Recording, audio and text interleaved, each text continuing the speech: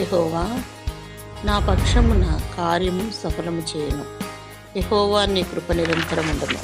కీర్తన 138 అధ్యాయము 8 ఆశ దేవుని మీదనే ఆధారపడను. ఈ అరణ్యము వంటి జీవితము కన్నీటితోనూ చింతతోనూ నిండి ఉండగా మీరు దేవుని మీదనే ఆధారపడండి. మీరు అత్యాశక్తితో ప్రార్థించిన తర్వాత ఆయన నా ప్రార్థన ఆలకించెను అనే నమ్మకం మీలో కలుగును.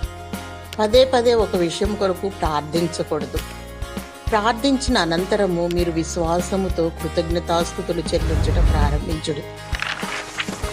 ఆనాడు అపోస్తులైన పౌలు నేను నమ్మిన వారిని ఎరుగుదును అని సవాలుకరంగా మాట్లాడాను. కీర్తనాకారుడు గూర్చి ప్రస్తావనకు వస్తే, కొండల తట్టు నా కన్నులెత్తుచున్నాను, నాకు సహాయం ఎక్కడి నుంచి వచ్చును. భూమి ఆకాశములను సృజించిన యెహోవా వలననే నాకు సహాయము కలుగును. ఇందులో మొదటి భాగము ప్రశ్నగాను, రెండవ భాగము జవాబుగా కనబడుచున్నది. మీరు దేవుని వారసులు. దేవుని అందరి విశ్వాసము అనగా దేవుని మీద ఆధారపడి విశ్వాసము. ఈ విశ్వాసమే లోకమును జయించు విజయముగా ఉన్నది. విశ్వసించు వానికి సమస్తము సాధ్యము.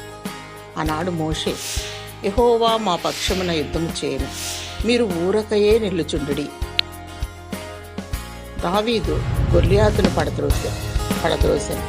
ప్రవక్తయగు జకర్యా విజయ రహస్యమును తెలియజేయుచున్నాడు. బలము చేతనైనను శక్తి చేతనైనను నా ఆత్మ ద్వారా జరుగును. ప్రియులారా, ఎటువంటి పరిస్థితుల్లోనైనాను మీరు దేవుని మీద ఆధారపడటం నేర్చుకోనండి. ఆనాడు రాజు హిజ్కియా తనతో కూడా ఉన్నది ఎవరని స్పష్టంగా మాట్లాడి ప్రజలను విశ్వాసమందు స్థిరపడ్డ ద్వారా జయం పొందను.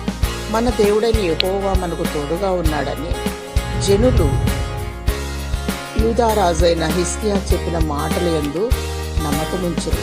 ఈ ఉదయకాల సమయమున నీ ప్రార్థన సఫలము చేయు దేవునికి నీవు మొరపెట్టినప్పుడు, నా ప్రార్థన దేవుడు విన్నాడు, నాకు జవాబు దొరికింది అని నీవు నమ్మినడలా నీకు దేవుడు సమాధానం అనుగ్రహించి నిన్ను దీవించును గాక. ఆమేన్.